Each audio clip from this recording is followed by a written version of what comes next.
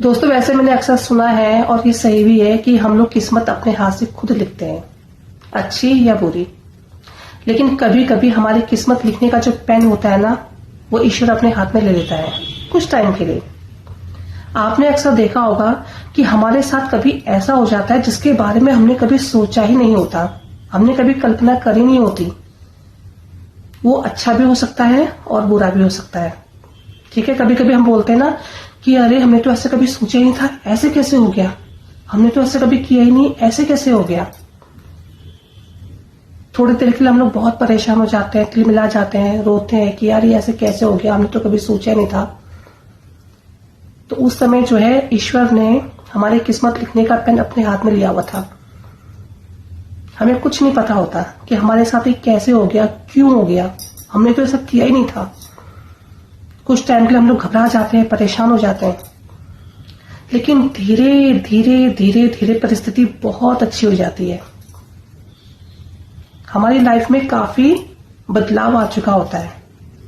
तब जाकर के हमें समझ में आता है कि जो भी कुछ हुआ ये ईश्वर के द्वारा ही हुआ है, क्योंकि ईश्वर को हमारा भविष्य पता रहता है कि आगे जाकर के हमारे साथ क्या होने वाला है और हम क्या करने जा रहे हैं, हम किस लिए बने थे और हम किस तरफ जा रहे हैं। ठीक है, हम क्या करने वाले हैं और हम क्या कर रहे हैं अभी।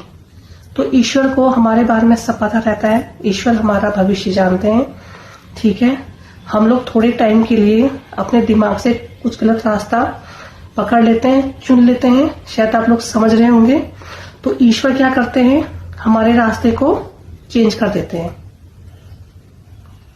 आपने अक्सर देखा होगा, मेरे साथ हुआ है काफी। ठीक है, उस टाइम के लिए हम लोग बहुत परेशान हो जाते हैं। उस समय हमें समझ ही नहीं आता कि यार ये हमारे साथ क्यों हो रहा है, ऐसे कैसे हो गया, हम तो ऐसे थे ही नहीं, हमने तो ऐसा किया ही नहीं। लेकिन बाद में दोस्तों वो चीज ना बहुत अच्छी हो जाती है। तब समझ में आता है कि हाँ, ये ईश्वर द्वारा ही किया गया बदलाव है। और ये सच है दोस्तों, हमें ये बाद में समझ में आता है। तो कहने का मतलब ये है कि जो अचानक से चीजें हमारे साथ होती है,